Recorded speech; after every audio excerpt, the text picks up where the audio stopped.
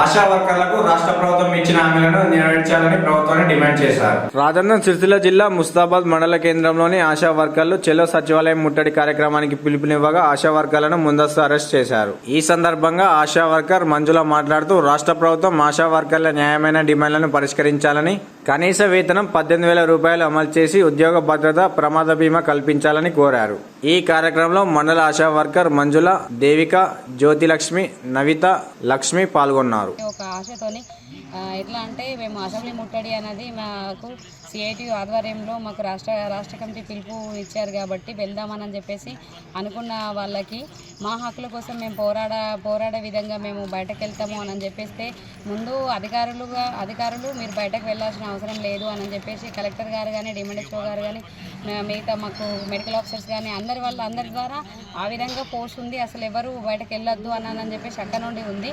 పోనీ అక్కడైనా పర్లేదు, ఇట్లా అనిగి మనకి ఇంట్లోనే ఉంటాము, ధర్నాకి వెళ్ళకమని అధికారులు చెప్పినప్పుడు మేము తిరస్కరించి వెళ్ళొద్దు అనే భావంతో మా ఇళ్లలో మేము ఉన్నప్పటికీ కూడా అసలు ఎట్లా అంటే మబ్బుల 4 గంటల నుంచి వెళ్ళి నిన్న మధ్యాహ్నం నుండి ఇట్లాంటి ఇబ్బందులు అనేది పెట్టేసి అసలు ఆశా వర్కర్లు అంటే ఎవరు?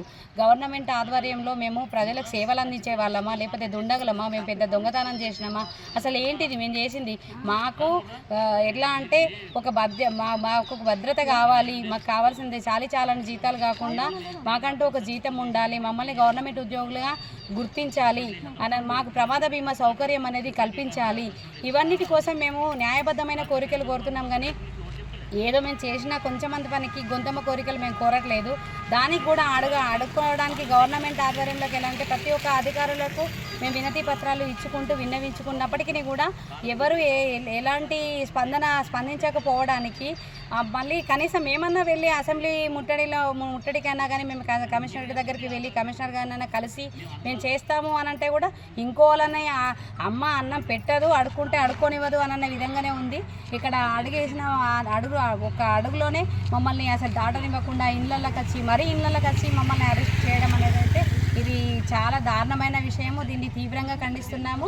ఆశా వర్కర్ల పట్ల ఇంత దుర్వినియోగంగా ఈ విధంగా మాత్రము చేయొద్దని చెప్పేసి ప్రభుత్వం ఇప్పటికైనా చిత్తశుద్ధితోని మాకంటూ ఇది అని కేటాయిస్తే మంచిదని కోరుకుంటున్నాము. లేదు అనంటే ఇంకా ఇటువంటి ఆగడాలు కానీ ఇటువంటి ఆటంకాలు ఎన్ని కల్పించినప్పటికీ కూడా ఆశా వర్కర్ల పోరాటం అనేది ఆగదు, ఇంకా విజృంభిస్తారని చెప్పేసి తెలియజేసుకుంటున్నాం.